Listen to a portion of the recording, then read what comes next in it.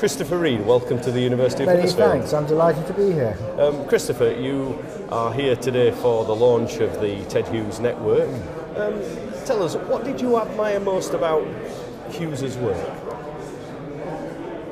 He's just among the giants of literature, and to try and encapsulate what he achieved in his long and varied life is almost an impossible task. But he took the lyric poem and turned it into something it hadn't been before, a very capacious vehicle for complicated thoughts about nature, about mankind's place in the universe, about what might substitute for religious thinking of the conventional kind.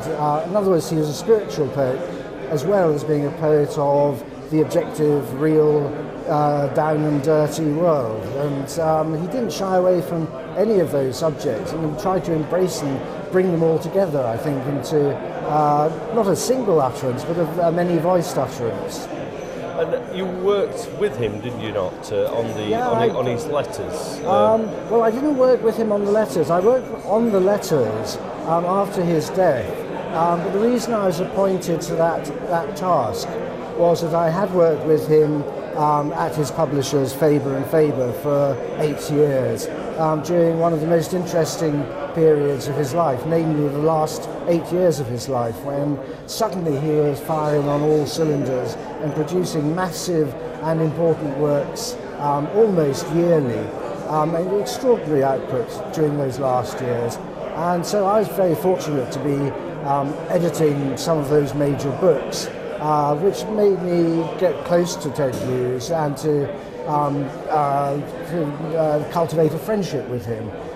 Then when he died, it was plain to me that one of the most important things that I could do was to persuade the estate to do a book of his letters, because I'd received a good many letters from him. I knew other people who received letters from him, and they are very unusual letters. They're very extraordinary, revealing documents from a man who by public repute was supposed to be shy, retiring, guarded, and hostile to any kind of intrusion. In his letters, he's very much the opposite, whether he's writing to friends of long standing or whether he's writing to new acquaintances, people who just want to ask him a question about his work.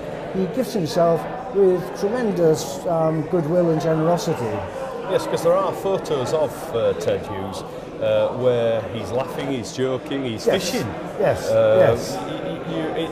not that moody look that he perhaps was taken by the photographer to illustrate, oh, this is a serious man. Yeah, well, also I think that moody look was designed to say to the wrong kind of people, of whom there are plenty, nosy journalists amongst them, don't come too close to me. The University of Huddersfield, inspiring tomorrow's professionals.